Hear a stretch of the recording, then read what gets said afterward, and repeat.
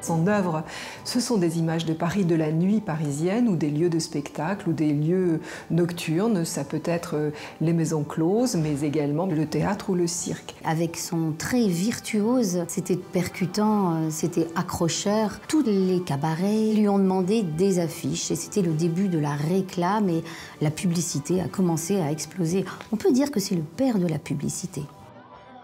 La découverte de Montmartre transforme la vie de Toulouse-Lautrec, au point qu'il consacre désormais son talent à cet unique microcosme, peignant avec passion ce mystérieux mélange de vulgarité et d'aristocratie.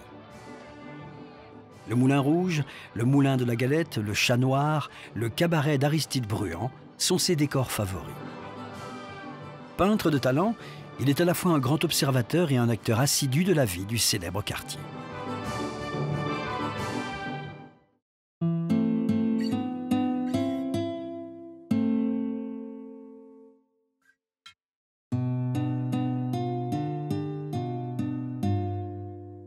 Henri-Marie Raymond de Toulouse-Lautrec Montfa est né le 24 novembre 1864 au château du Bosc, une élégante demeure familiale à quelques pas de la cathédrale Sainte-Cécile à Albi.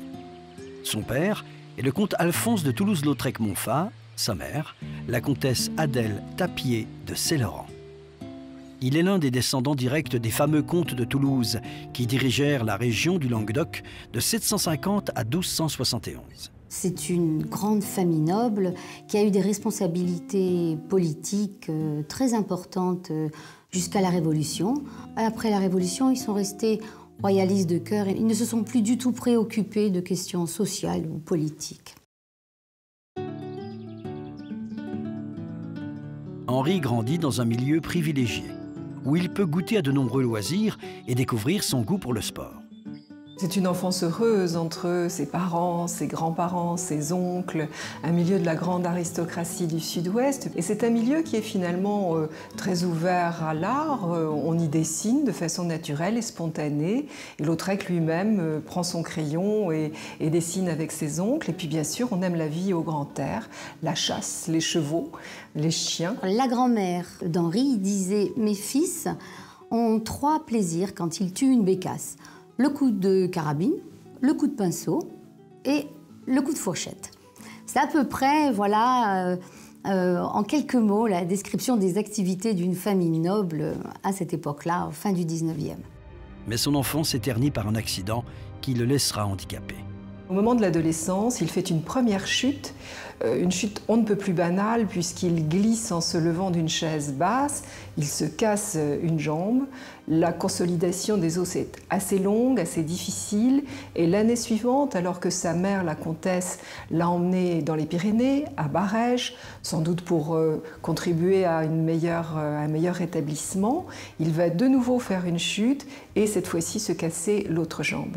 Définitivement, on se rend compte qu'il y a un problème dont on sait aujourd'hui qu'il est d'ordre congénital. Ah, le pauvre Toulouse-Lautrec qui est l'enfant de la consanguinité, si bien que il est malade et on s'aperçoit à 13 ou 14 ans qu'il a une maladie des os suite au fait que son papa et sa maman sont cousins germains et il se casse une jambe, il se casse une deuxième jambe et ses jambes se remettent mal et il va rester véritablement nain puisque on sait que Toulouse-Lautrec culminera à 1,52 m. Ses traits s'épaississent et puis surtout, il n'a plus une marche aisé, il ne peut plus monter à cheval, donc il ne peut plus avoir cette vie qui était celle qui était toute tracée pour un descendant de la grande aristocratie.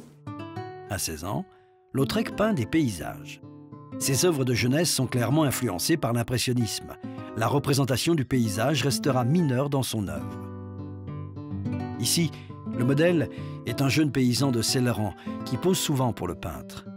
Lautrec s'inspire du genre rustique mis à la mode par Millet, puis Jules Breton, dont les œuvres ont un grand succès au Salon depuis 1880.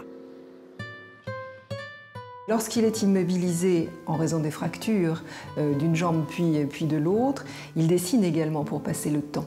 Ça, c'est à l'époque effectivement plutôt un passe-temps, et puis petit à petit, ça va devenir une passion. Et lui-même va dire que ces chevaux qu'il ne peut plus monter, eh bien, il va les dessiner. Ils se sont attachés les services de René Princeteau. C'est un peintre animalier très important à la fin du 19e. Et donc, il apprend à peindre les animaux. Ici, le conducteur de l'attelage est son père. En convalescence entre Nice, Albi et Céléran, le jeune Lautrec note ses impressions de voyage dans ce qu'il nomme son cahier de zigzag. Il l'illustre de très nombreux dessins.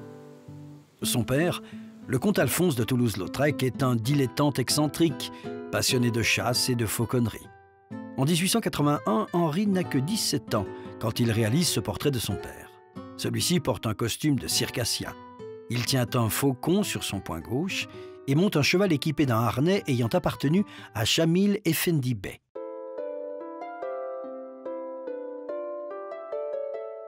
Sa mère, une femme instruite et qui prend soin de son fils, comprend très vite qu'Henri veut devenir peintre. Inquiète de son choix de carrière, elle le supportera financièrement toute sa vie. Henri est très proche de sa mère. Ils échangent une correspondance régulière, révélant une grande confiance et une sympathie mutuelle. Sa première œuvre signifiante date de 1883 et montre la comtesse Adèle, peu après sa séparation avec son mari. Henri montre toujours sa mère dans des attitudes pensives et sérieuses. Il fait de grands portraits d'elle. Elle se partage entre la propriété qu'elle a dans le Bordelais, Malromé, et Paris où elle est près de son fils. C'est à la fois une femme de la noblesse, qui a donc le port qui correspond à son statut social et à son rang. C'est en même temps une femme qui paraît mélancolique, probablement résignée, avec ce regard systématiquement baissé. Là encore, il y a toute la clairvoyance de Lautrec, peintre, mais qui est aussi un psychologue et qui montre toujours la vérité humaine des personnages qui sont en face de lui.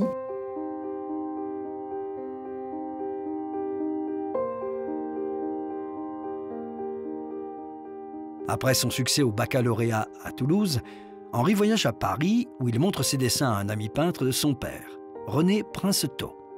Princeteau dit de lui « Henri a peint un portrait de moi tellement réel que j'en ai des frissons ». Il présente Henri au studio du peintre Léon Bonnat, où Henri commence à peindre et à dessiner en mars 1883. Lorsque Bonnat est nommé professeur à l'école des Beaux-Arts, il ferme son studio. Lautrec entre alors chez Fernand Cormon. Sur cette photo, on voit Henri de Toulouse-Lautrec à gauche, dans les studios de Cormon. Dans l'atelier Cormon, il fréquente Van Gogh, il fréquente Bonnard, Anquetin, Émile Bernard, toute une bande de jeunes peintres qui cherchent tout azimut des peintures, des techniques de peinture qui vont les sortir des conventions de la peinture académique qu'on leur propose à cette époque-là. De 1882 à 1885, Lautrec développe son propre style. Ici, l'éclairage arrive dans le dos du peintre. L'accumulation d'objets au premier plan accentue l'impression de distance entre le modèle et le spectateur. La présence du miroir, outil classique de l'autoportrait, est presque palpable. En 1884, au Salon officiel de Paris, Puvis de Chavannes exhibe une importante peinture qui attire des commentaires passionnés. En 2 après-midi, Lautrec produit une réplique révisée et corrigée de la toile de Puvis, une version harmonieuse et parodique que l'on retrouve souvent dans les livrets d'opéra d'Offenbach. Dans son tableau, Lautrec insère une silhouette de lui-même, de dos, position qui se veut insultante pour l'artiste original, un maître reconnu de l'époque. La grosse Maria, Vénus de Montmartre, est à comparer avec le nu en train de coudre de Gauguin. Doué d'un humour farouche, Lautrec montre son talent à tirer le meilleur du dessin.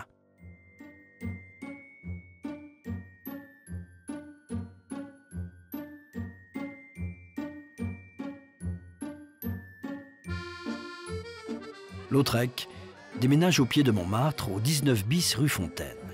Assurément, cette proximité géographique influence le peintre des danseurs. Au cœur de ce quartier chaud des grands boulevards qui mène à Montmartre, Henri découvre les plaisirs et la richesse de la mixité sociale que l'on trouve en ville.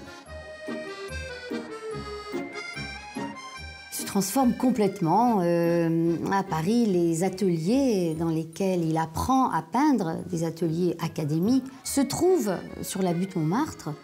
Quand il sort de l'atelier, évidemment, avec tous les jeunes peintres de son âge, eh bien, tous sont entourés de cabarets, de maisons closes et de cafés. À l'automne 1885, Lautrec a 21 ans. Il déménage chez son ami Rachou, derrière le cimetière de Montmartre, en plein milieu de ce quartier qu'il va s'efforcer de peindre et dessiner.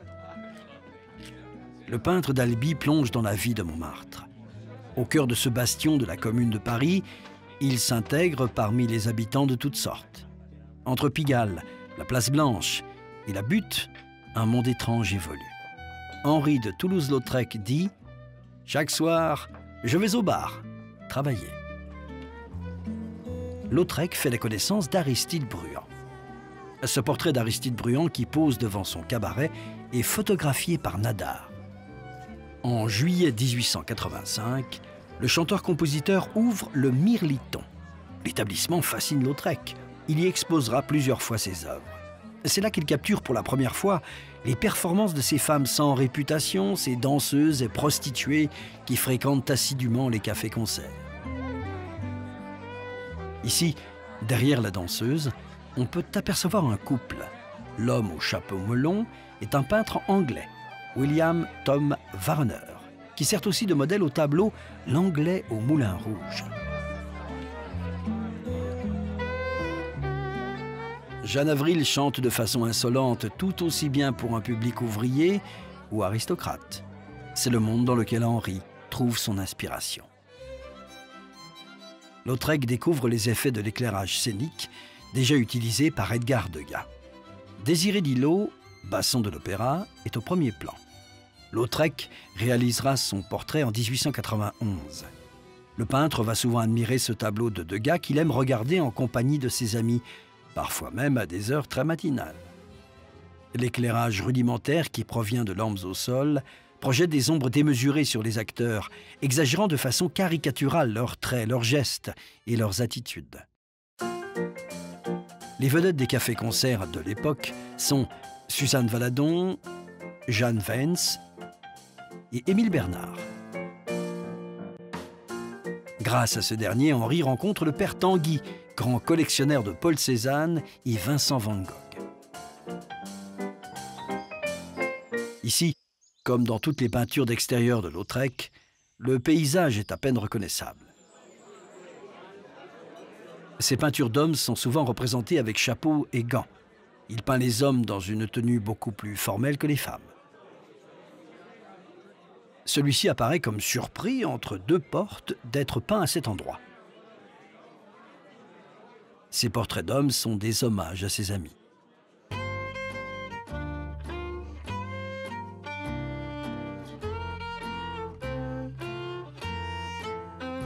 En février 1886, Vincent van Gogh quitte Anvers et rejoint à Paris son frère Théo qui dirige une galerie de peinture.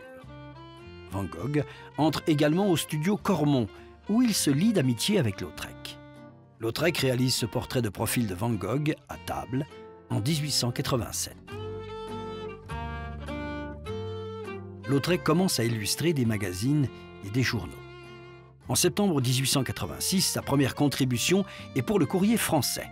Son propriétaire, agent commercial d'une marque de pastilles pour la gorge, rassemble un groupe talentueux d'illustrateurs et de graveurs.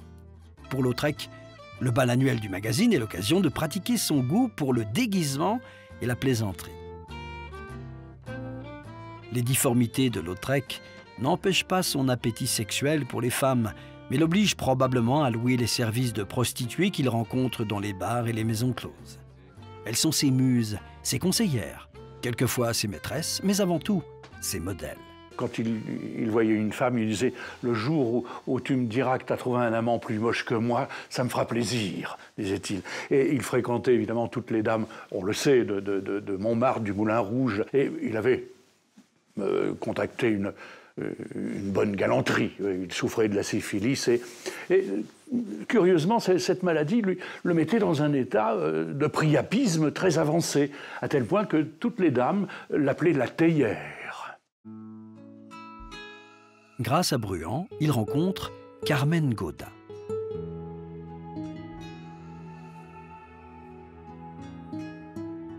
À Villiers-sur-Morin, où il passe quelques jours en hiver 1885, Lautrec réalise 4 thèmes sur les murs et une porte de l'auberge en cela. Lily s'inquiète des nouvelles techniques impressionnistes. Elle craint de se retrouver peinte en vert ou avec un visage complètement déformé. Le premier et probablement l'unique amour qu'Henri rencontre est une femme qui change son nom pour Suzanne Valadon. C'est la future mère de Maurice Utrillo. Née d'une famille pauvre, la jeune femme commence à peindre tout en travaillant dans une laverie à Paris. Elle rejoint ensuite un cirque où elle est cavalière, puis trapéziste. Après un accident, elle devient modèle et pose notamment pour Degas et Lautrec. Elle pose pour des grands peintres, elle pose pour Renoir, elle va poser bien évidemment pour Toulouse-Lautrec, puis elle est sa voisine à Montmartre. Et donc effectivement, il y a une histoire brève, somme toute. C'est quelqu'un de très intelligent, très agréable, très cultivé, très bien élevé et très riche aussi. Donc il va partager la vie de Suzanne Valadon pendant 2 ans. Mais Suzanne n'est pas très fidèle. Et Henri, en gros cœur tendre, finalement sera déçu par cet amour unique qui lui vouait.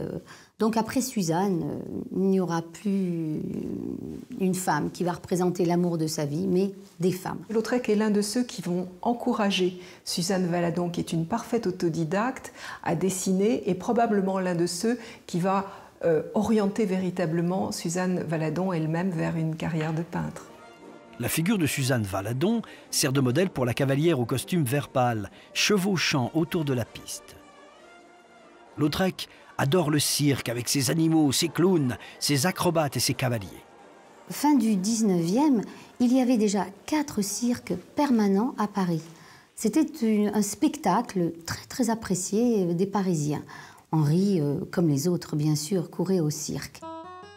En 1888, il réalise plusieurs portraits d'une jeune femme inconnue, Hélène Vary, une voisine. Lautrec demande à son ami François Gaauzy de la photographier. Par la suite, il insérera ce modèle dans de nombreuses peintures.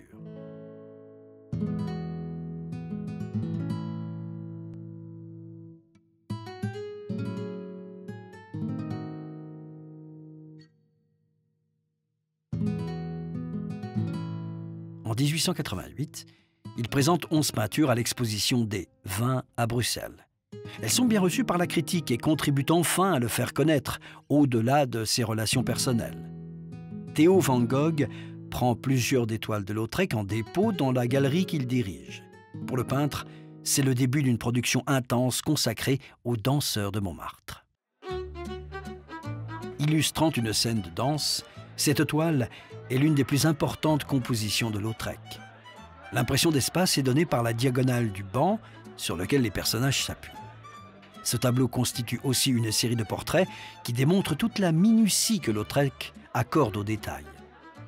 Plusieurs de ses amis sont représentés, dont Joseph Albert.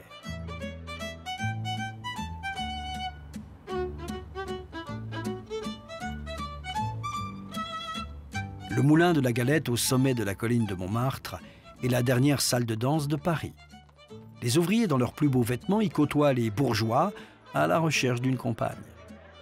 Cet éclairage au gaz qui confère vraiment à la peau un côté bleu-vert, qui a l'air de rendre les visages comme des masques, mais qu'il accentue quand même parce que ça représente toujours pour lui cette influence japonaise avec ces artistes qui ont des masques dans le théâtre, qui fait qu'il peut leur faire exprimer des sentiments un petit peu différents qu'une carnation classique normale. De gauche à droite, on peut voir sur ce tableau le critique M. Édouard Dujardin, la danseuse La Macarona, le photographe Paul Sescaut et son ami Maurice Guibert. En 1895, Lautrec ajoute au premier plan à droite un incroyable portrait de May Milton, dans le fond, la goulue qui se recoiffe. Et enfin, les silhouettes du docteur Gabriel Tapier de Celeran et de Toulouse-Lautrec en chapeau melon. Toulouse-Lautrec fait fréquenter le Moulin Rouge assez régulièrement et le majordome du Moulin Rouge portait un nom surprenant, il s'appelait Monsieur Bizarre, c'est authentique. Et Lautrec lui disait « Vous vous appelez Bizarre comme c'est bizarre ». Et cette affaire est revenue aux oreilles de Prévert qui a utilisé ce fameux dialogue entre Louis Jouvet et Michel Simon. « Vous avez dit bizarre comme c'est bizarre ». Tout ça, on le doit à Toulouse-Lautrec. Les artistes professionnels que Lautrec emploie comme modèle font leur début ici. Parmi celles-ci, la Goulue, qui deviendra la plus célèbre des attractions du Moulin Rouge. Sur la piste de danse, on peut venir voir Nini Patte en l'air, la Mon Fromage, Valentin le Désossé, ici avec la Goulue. Valentin le Désossé, qui lui était un clerc de notaire dans la journée, mais qui dansait si bien le soir qu'avec la Goulue, il faisait vraiment un couple improbable. Tout le monde venait les voir danser.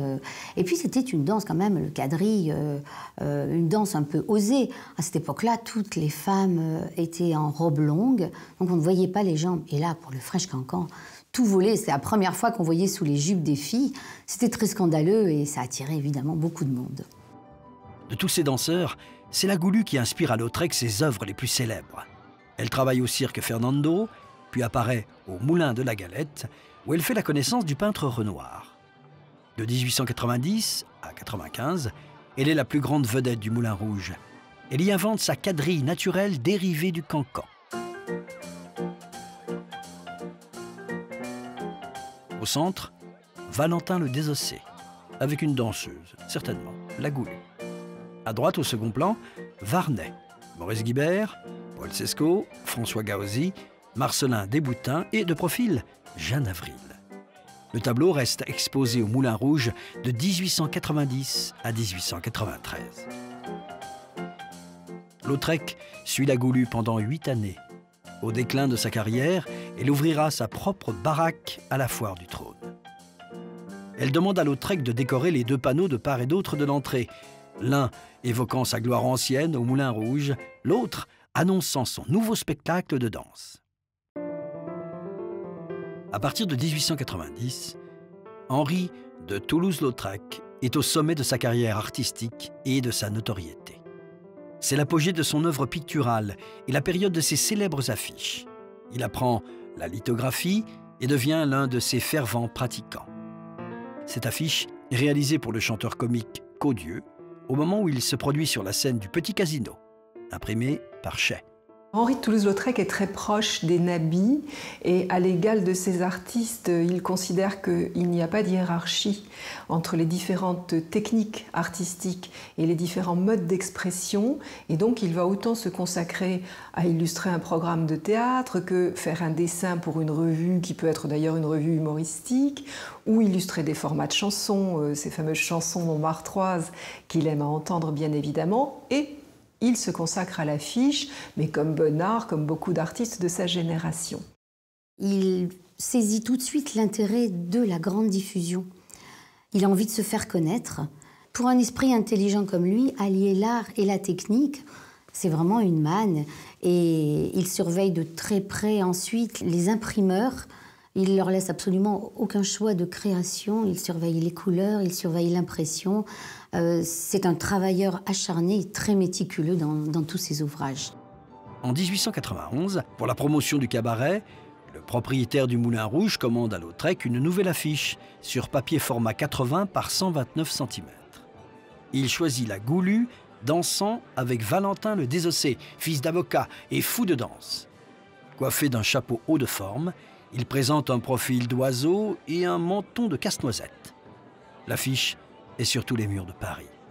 Grâce à l'utilisation de seulement 4 couleurs, ces silhouettes piquantes arrêtent les regards. Premier cabaret à avoir l'électricité, c'est le Moulin Rouge. Henri montre sur cette affiche cette lumière et alors là, il fait exploser le jupon blanc au centre comme une tache qui éclabousse et qui contraste en plus avec la frise en ombre chinoise de la foule qui est derrière. Ce qui fait ça donne une impression de foule qui bouge et qui vient admirer ce couple qui danse merveilleusement bien.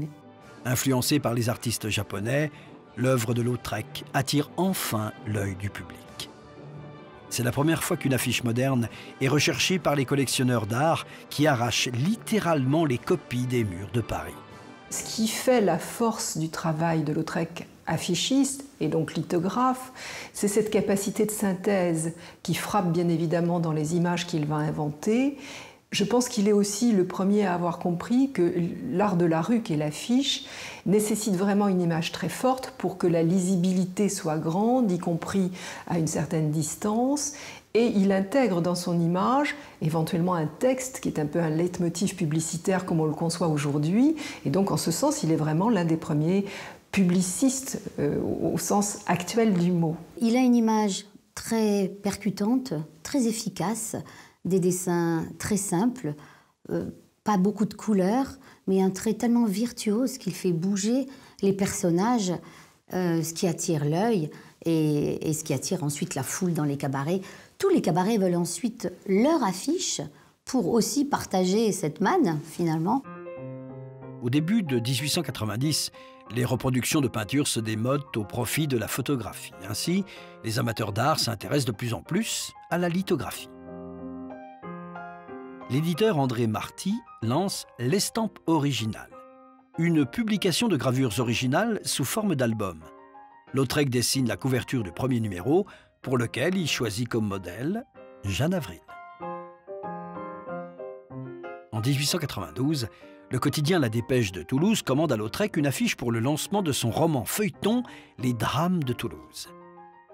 Lautrec éclaire le visage par le bas pour créer un contraste avec le fond. C'est une des rares affiches de Lautrec où l'on perçoit de l'angoisse. L'année suivante, pour le journal Le Matin, il dessine une affiche publicitaire en couleur pour les mémoires de l'abbé Faure, aumônier de la prison de la Roquette. Il représente la figure tragique d'un condamné à la guillotine devant une ligne de gardes à cheval dont les silhouettes noires se détachent du fond éclairé. Dans ses gravures, Lautrec se révèle un grand maître de l'observation. Dans le merveilleux divan japonais, commandé par le directeur du café-concert où chante la jeune Yvette Guilbert, Lautrec dessine une autre danseuse, Jeanne Avril. Sur la scène à l'arrière-plan, apparaît Yvette Guilbert dont la tête est coupée par le haut de l'affiche. On la reconnaît grâce à ses longs gants noirs. Dans le même style, il réalise l'affiche de son ami Aristide Bruand pour son spectacle de 1892. Le chanteur est drapé d'une grande écharpe rouge et porte un large chapeau sur la tête. Bruand persuade difficilement le directeur du théâtre des Ambassadeurs d'accepter cette affiche. Elle est aujourd'hui l'une des plus célèbres de son œuvre. Le portrait de Bruand rehausse l'art de l'affiche au rang d'un art à lui seul, avec ses propres muses.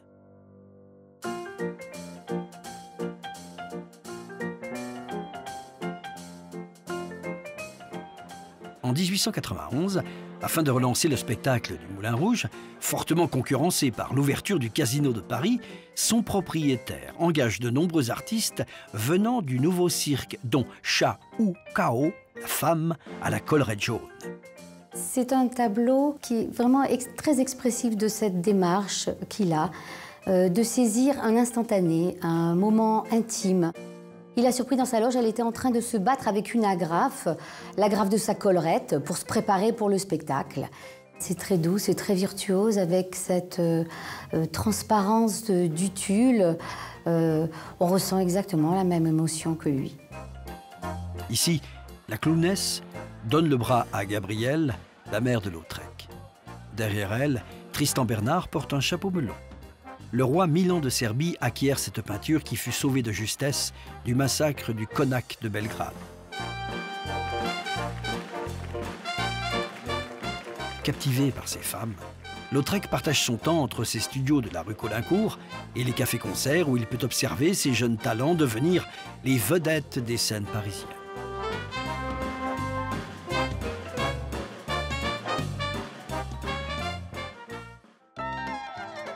Deux femmes l'inspirent en particulier. Jeanne Avril, une artiste élégante et sensible, et Yvette Guilbert, qui fascine ses admirateurs avec sa silhouette élancée et ses longs gants noirs. Le cabaret ouvre ses portes le 7 mai 1893 et le dépôt légal de l'affiche porte la date du 8 mai 1893. L'artiste aurait réclamé une seconde version pour cette affiche. En bas à droite, le visage du violoncelliste est à moitié caché par sa main qui tient l'instrument. C'est une vision caricaturale d'inspiration fortement japonisante, imprimée par Shea. Lautrec est passionné par l'estampes japonaises et il en prend des principes plastiques qui répondent finalement au questionnement de ces jeunes artistes d'avant-garde. Comment fait-on pour faire évoluer la composition? Est-ce qu'on reste sur les règles de composition de la Renaissance? Est-ce qu'on invente d'autres mises en espace? Les estampes japonaises proposent justement des compositions différentes, qui sont véritablement des successions de plans progressifs au fur et à mesure où on pénètre dans l'image, mais aussi elles offrent ce travail sur les couleurs très forte, posée en aplat, ce travail sur le cerne autour des personnages. Et puis, finalement, on a une même thématique, parce que dans les estampes d'Okuzai, de Sharaku ou d'Utamaro, vous allez trouver des femmes de maison close, vous allez trouver des scènes avec un premier plan très fort et une perspective vers le fond, mais le sujet est celui du fond. Tout cela, ça inspire totalement Lautrec. Il en tire vraiment des principes qui vont être déterminants, notamment pour la composition de ses affiches ou de ses lithographies, mais qu'il réécrit bien évidemment à sa manière d'occidental. Pour le spectacle d'Yvette Guilbert, Lautrec travaille à un projet d'affiche. Mais Yvette le refuse et il ne sera jamais réalisé. « Pour l'amour du ciel, ne me faites pas si atrocement laide, un peu moins. Quantité de personnes venues chez moi ont poussé des cris de sauvage en regardant le projet colorié. Tout le monde ne voit pas exclusivement le côté artistique. » Mannequin modèle, puis vendeuse au printemps. Yvette Guilbert débute sa carrière d'actrice dans La Reine Margot d'Alexandre Dumas. En 1894, surmontant sa timidité envers l'artiste, Lautrec produit un album entier d'estampes dédié à l'actrice. Double portrait plein de mépris de la part de Toulouse-Lautrec pour ce couple de propriétaires de maisons closes. Henri a une vision spéciale du monde du théâtre. C'est un univers de tapis rouge, comme celui des couloirs de la Comédie Française, où il peint le portrait de son cousin et confident, Tapier de Céléran. L'écrivain Oscar Wilde rencontre Lautrec à Paris, mais il refuse de poser pour lui. Ce portrait est donc exécuté de mémoire à Londres, lors du procès où Wilde est condamné. Sous l'influence de son ami d'enfance, Maurice Joyand, devenu marchand de tableaux et remplaçant de Theo van Gogh à la galerie Goupil, l'œuvre de Lautrec s'éloigne du monde de Montmartre et de ses cafés-concerts. En 1895, il réalise ce Napoléon, en vue d'un concours d'affiches devant servir de publicité pour la sortie de l'ouvrage du professeur Sloan, intitulé « Histoire de Napoléon Ier ». Pour son affiche, il n'obtient que la 3e place. À la recherche de nouvelles sources d'inspiration, il illustre les œuvres de Jules Renard, Tristan Bernard et Georges Clemenceau. À partir de 1895, on trouve beaucoup Lautrec dans les théâtres. En effet, les artistes contemporains reçoivent des commandes pour créer les affiches des programmes ou les décors de scène. Henri commence à dessiner des portraits pour le théâtre libre dès 1893. Ce que Toulouse-Lautrec préfère à l'opéra, c'est le bal masqué annuel. En 1897, il y participe en tant que juge des costumes. Il peint et dessine notamment la vedette de l'époque, Sarah Bernard.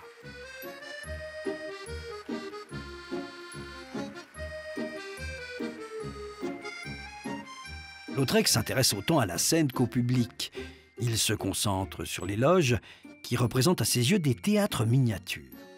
Il y observe un autre spectacle, celui du drame de la vie, à Paris, à la fin d'un siècle où tous les excès sont permis. George Footit est un clown anglais. Enfant de la balle, il grandit dans le cirque de son père. Il remporte de grands succès comme acrobate et écuyer à l'hippodrome, avenue de l'Alma. On dit que c'est après avoir perdu au poker le cheval qu'il avait dressé pour son numéro qu'il est devenu clown. En 1885, il est engagé au Covent Garden de Londres, puis au Nouveau Cirque à Paris. En 1894, avec Chocolat comme partenaire, Georges Footit fait une longue et florissante tournée en Europe. Par la suite, Devenu vieux et malade, il ouvrira un bar avenue Montaigne. Dans ses portraits d'acteurs, tel un caricaturiste, Lautrec exagère naturellement l'attitude de la nature humaine. Fondée en Belgique en 1889, la Revue Blanche est reprise en 1891 par les frères Natanson et déménage à Paris. Lautrec est un des principaux collaborateurs de la revue qui devient le guide des artistes d'avant-garde. Parmi eux, on retrouve aussi les écrivains Jules Renard, Marcel Proust et Stéphane Mallarmé. Cet ouvrage illustré publie également des articles sur Paul Cézanne, Paul Gauguin et Édouard Manet.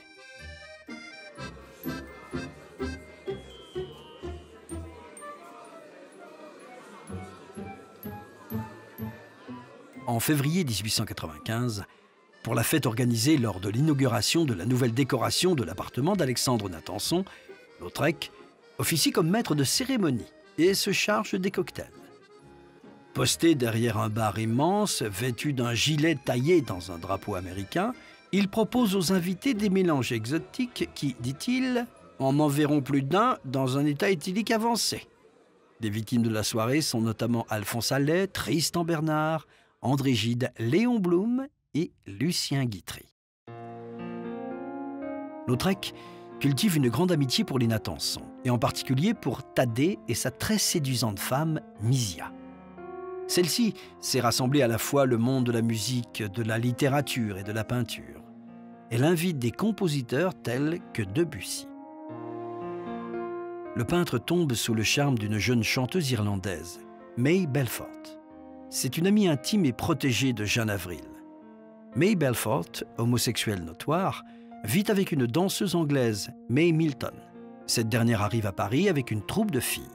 Cette affiche est destinée aux États-Unis. En été 1895, lors d'un voyage en bateau avec son ami Maurice Gilbert, qui le conduit du Havre à Bordeaux, il tombe follement amoureux d'une passagère, l'occupante de la cabine 54. Parvenu à destination, le peintre refuse de débarquer et projette de suivre la belle jusqu'à Dakar, où elle doit rejoindre son mari. À Lisbonne, son ami Gilbert parvient difficilement à le convaincre de retourner sur Bordeaux. Cette lithographie est réalisée par Lautrec avec l'aide d'un cliché photographique réalisé pour son seul plaisir personnel.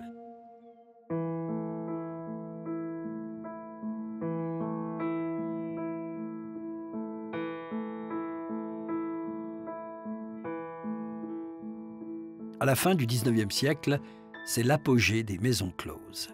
Sujets de romans tels que La fille Élisa d'Edmond de Goncourt ou encore Les Telliers de Guy de Maupassant, les prostituées sont également modèles pour Forain, Daumier et Degas, sans oublier Lautrec qui adore s'installer à l'intérieur des maisons closes. Régulièrement, il disparaît de son studio de la rue de Tourlac pour s'installer dans les établissements de la rue Joubert, de la rue d'Amboise ou de la rue des Moulins. Lautrec déménage dans les maisons closes pour quelques jours ou quelques mois. Lorsque Paul Durand-Ruel, célèbre marchand de tableaux et grand promoteur des impressionnistes, demande à voir les studios de Lautrec, il est reçu à la maison close des Moulins, parmi les prostituées y résidant. Lautrec s'installe véritablement dans les maisons closes, il vit, il dort, tout simplement parce que, bon, on ne va pas masquer les raisons personnelles qui peuvent être les siennes, mais aussi parce que lui-même dit qu'il y trouve ainsi des modèles qui évoluent librement devant ses yeux et somme toute des modèles plus naturels que les poseuses. Et il va faire véritablement un grand tableau qui est au Salon de la rue des Moulins. C'est un grand format, c'est l'un des très grands formats faits par Lautrec après la série sur les bals. Le tableau nous montre tout simplement l'attente des filles dans le salon de la rue des Moulins. On sait finalement ce qu'elles attendent quand on regarde le personnage qui est à droite, légèrement tronqué par le cadre de la composition. Et c'est une femme qui est visiblement en train de faire la queue. Et en fait, ces femmes sont en train de faire la queue pour la visite médicale qui est obligatoire, vous le savez, dans les maisons closes. Donc c'est vraiment une scène de la vie quotidienne. Le client, l'homme, comme dans presque tous les tableaux de maisons closes de Lautrec, est totalement absent.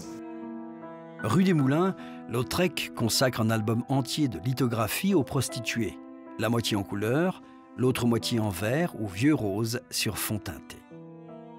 Gabrielle, Marcel, Rolande Les modèles préférés de Lautrec sont prostituées, actrices ou danseuses. Ces œuvres, elles montrent toute la tendresse d'Henri de Toulouse-Lautrec pour les femmes de façon générale, mais aussi pour les prostituées. Il ne jette absolument aucun regard moralisateur sur ces modèles. Il les observe dans leur réalité, dans le quotidien de leur mouvement. Il veut transmettre la noblesse de ces femmes, leur sensualité, leur talent, laissant les bourgeoises et les femmes au foyer à leur respectable anonymat, préservant ainsi l'image austère de sa mère, profondément enfouie au fond de lui-même. Lautrec ne garde que ce qui est essentiel. On voit très clairement le mouvement de cette femme qui attache son bas, et pourtant ses mains ne sont pas dessinées ni peintes. La silhouette est très stable, et pourtant ses pieds non plus ne sont pas représentés. Lautrec a synthétisé l'image à vraiment ce qui est le plus important. Et cette façon de ne pas aboutir, somme toute, une représentation qui nous éloigne tellement de l'académisme, c'est sûrement ce que les contemporains n'ont pas compris, mais c'est aussi tout ce qui fait la modernité du peintre.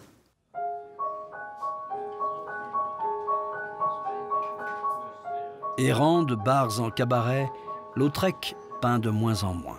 Continuellement ivre, il rit jusqu'à ce qu'il pleure. Tourmenté par des attaques de délire, son comportement s'assombrit. En été 1897, il tire sur des araignées imaginaires. À l'automne 1898, il montre des troubles sérieux de paranoïa. Il est persuadé que la police le poursuit et il se réfugie chez un ami.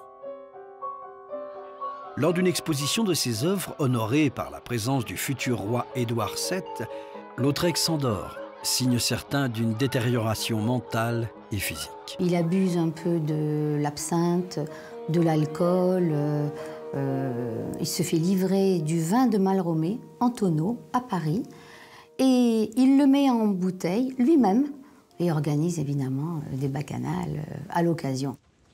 Il quitte la rue de Tourlac, où il y abandonne beaucoup de tableaux, pour s'installer rue Frochot, dans une charmante maison entourée d'arbres. Alors que les commandes de la galerie Goupil sont de plus en plus importantes, cette négligence pour ses œuvres est surprenante. Sa famille décide de lui assigner un gardien afin de contrôler ses excès de boisson. Le 17 mars 1899, suite à une attaque d'éthylisme particulièrement violente, ses amis Henri Bourges et Gabriel Tapier de Céleran parviennent à convaincre sa mère, contre l'avis de Maurice Joyand, de le faire admettre dans une clinique où il est enfermé pour suivre une cure de désintoxication. Toulouse-Lautrec boit probablement un peu trop et petit à petit, cet abus d'alcool va user sa santé. Et dans les années 98-99, il est en proie à des crises de délirium tremens, je pense qu'on peut employer ce mot, ce qui effraie considérablement sa mère, la comtesse Adèle, qui finit par décider de le faire interner dans une maison de santé de luxe, bien évidemment, qui se trouve à Neuilly, où on va le priver d'alcool. Durant son séjour, il est constamment sous la surveillance de son infirmier Pierre, dont il fait le portrait dans Mon gardien. Ses défenseurs et ses détracteurs s'affrontent. Mais le scandale ne le rend que plus populaire et la demande pour ses œuvres s'accentue. Cette privation d'alcool, mais surtout la privation de liberté, est vécue très difficilement par le peintre, qui est avant tout un homme libre, qui n'a toujours vécu qu'à son bon plaisir. Et il écrit à ses amis, il écrit aux gens qui lui sont proches, notamment à son ami Maurice Joyand, en demandant qu'on vienne le voir. Et il demande à Maurice Joyand de lui amener ses crayons de couleur. Et avec ces crayons de couleur, il va dessiner de mémoire, justement sur le thème du cirque, des scènes qui sont parmi ses dessins les plus frappants. Il réalise un de ses derniers chefs-d'œuvre avec son livre de croquis, Le Cirque, qui est un modèle admirable d'élégance graphique. Lautrec reste un habitué du cirque Fernando. L'intérêt pour lui, quand il représente le cirque, c'est qu'il y voit à la fois des personnages en mouvement, et l'art de Lautrec, c'est vraiment la capacité de capter le mouvement, de figer le mouvement d'une danseuse, d'un clown ou d'un acrobate, mais en même temps, il y a une sorte de représentation du spectacle dans le cirque, finalement. Devant ces dessins, les médecins, considérant qu'il a bien évidemment toute sa tête, acceptent de le libérer. Il ressort, donc on est en 99.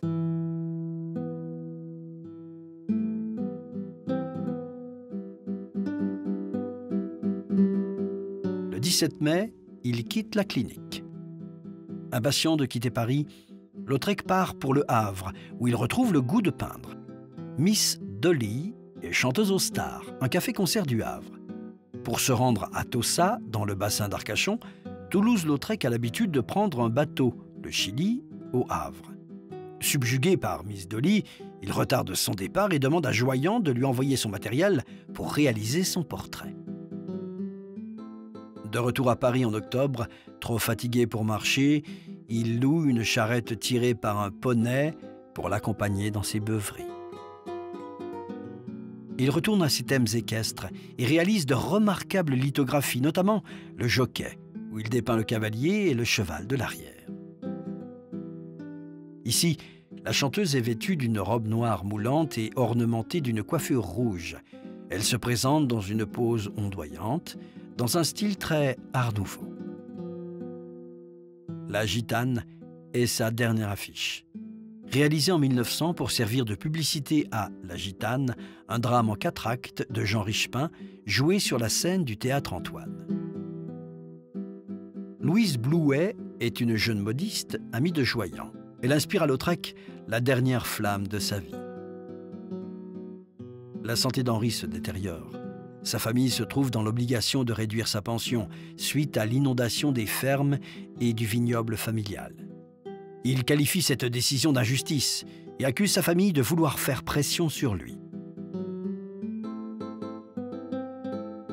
Il faut à Lautrec plus de 70 séances de pause pour achever le portrait de son ami en tenue de chasse au cormoran. Lautrec aime la mer et la natation est l'un des rares sports qu'il peut se permettre de pratiquer. Émile Davout est propriétaire d'un petit bateau et emmène souvent Lautrec en mer. Après 3 mois dans la baie d'Arcachon, il profite de quelques semaines de repos avec sa famille au château de Malromé. Il reste une petite année à Malromé. C'est la demeure familiale d'Henri de Toulouse-Lautrec. Adèle, sa maman, l'achète quand il a 19 ans. Il se réfugie bien souvent à Malromé parce que finalement, c'est sa maman qui s'occupe de lui. Et quand il se sent très mal, c'est son refuge.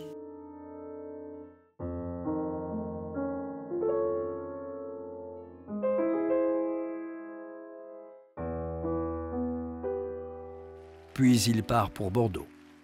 Jusqu'en avril 1901, installé dans un studio au-dessus d'une galerie d'art, il travaille comme un forcené et produit 2 séries de peintures inspirées par les interprétations de Messaline à l'opéra par Isidora de Lara, ainsi que La Belle Hélène de Jacques Offenbach.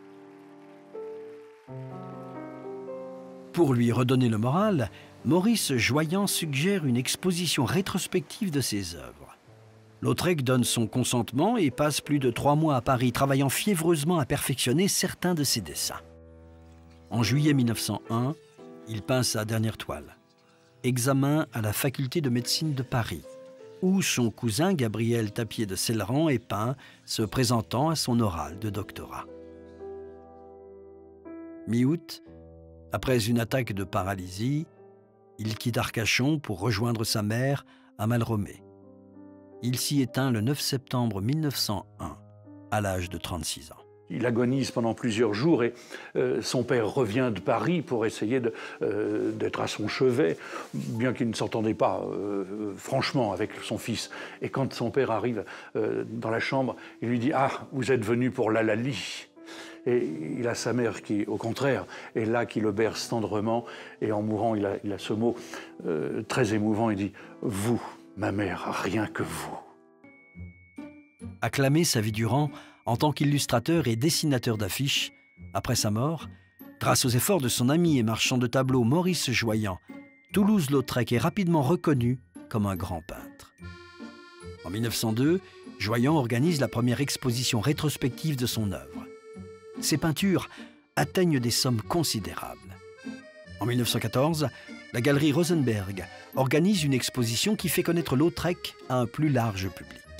À sa mort, les parents du peintre, donc le comte et la comtesse de Toulouse-Lautrec, souhaitent que l'ensemble des œuvres qui restent dans le fonds d'atelier soient proposées à des musées parisiens, À charge pour eux de choisir tout ou partie de ce fonds d'atelier. Et la proposition du comte et de la comtesse est rejetée, parce que Toulouse-Lautrec vraiment n'a pas du tout l'aval des milieux officiels et des milieux académiques. Il n'est absolument pas considéré comme un peintre majeur. Et Maurice Joyand et le cousin germain d'Henri de Toulouse-Lautrec ont l'idée de venir trouver la ville natale, Albi, puisque Toulouse-Lautrec y est né en 1864, avec cette même proposition du fonds d'atelier de l'artiste.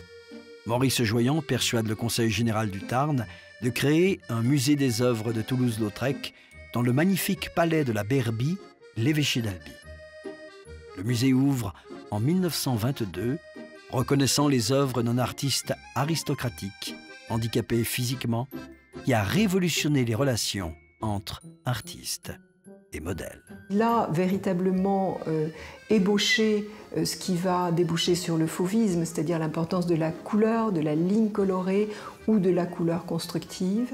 Il a aussi complètement évacué toute transcription d'une image pour sa réalité en la transposant au contraire de façon purement plastique, c'est-à-dire qu'il met vraiment en place un vocabulaire que vont reprendre les artistes du XXe siècle.